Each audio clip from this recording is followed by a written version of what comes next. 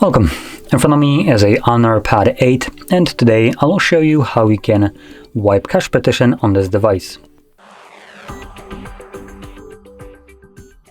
So to get started, hold your power button and select power off once it shows up.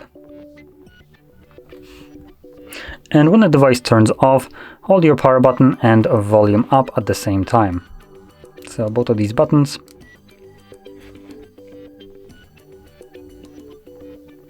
Once you see the Honor logo on the screen, you can let go of the power button, but keep holding volume up.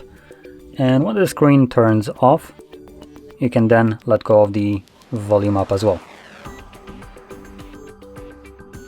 And as you can see, this brings us to the recovery mode. Here, all you need to do is click on Clear Data, and then wipe cache partition. Give it a second, this goes through like almost instantaneous clear, and then we can select Back and restart.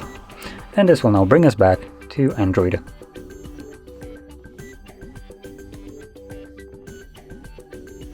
And there we go.